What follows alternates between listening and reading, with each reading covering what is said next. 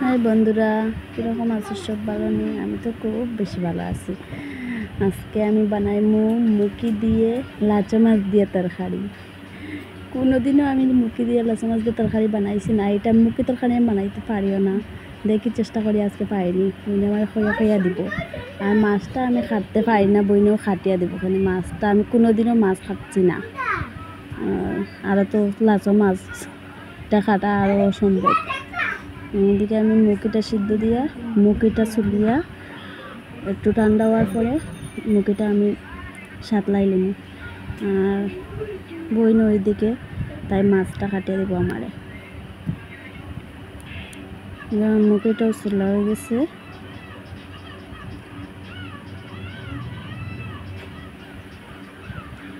এদিকে দেখো বইনে তাই মাছটা কাটে। মাছটা দেখতে খুব সুন্দর লাগে না? খেয়ে ভালো পাও লাচ মাছ খাইতে? আমার তো খুব ভালো লাগে খাইতে। মুখি তরকারি আমি বালা পাই না, খাই না। তবু মানে আমার মুখি তরকারির রাঁধতেও পারি না, খয়া দিব রান্নার, কিন্তু রান্নার পরে দেখতেও অত সুন্দর লাগে। মুখি তরকারি মানে মাছ দিয়া মুখি দিয়ে তরকারিটা শুনতেও খুব ভালো লাগে, কিন্তু আমার মুখিটা খাইতে আমার ভালো পাই না। এদিকে মাছটা কাটিয়ে মাছটা ধুইয়া এদিকে দেয়। খেয়ে আবার মতো রান্না করতে পারো না একটু কমেন্ট করিও। আমি তো রান্না করতে পারি না, তারপরে একটু চেষ্টা করছি। এখানে এখন তো না রানলে বইব। শ্বশুর বাড়ি গেলে তো রান্না বাড়া করতেও লাগবো, তাই একটু শিখতে লাগে। আর তখন আমি একটু কড়াইটা গরম হওয়ার পরে তেলটা দিয়া মাছটা ভাজা করলাম। মাছ ভাজা হয়ে গেছে। সুন্দর হয়েছে নি মাছটা ভাজা? একটু কমেন্ট করবি।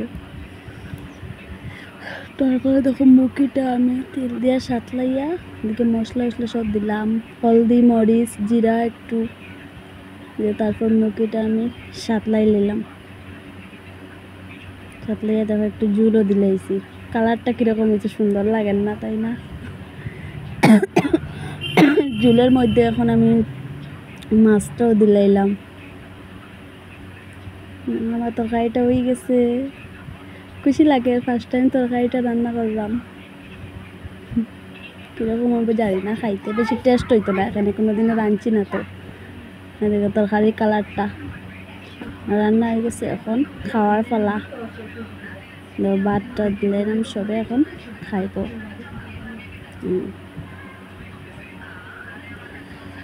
আজকে ছোট্ট ভিডিওটা বন্ধুরা যদি ভালো লাগে তো একটু লাইক কমেন্ট করিও, শেয়ার করিও।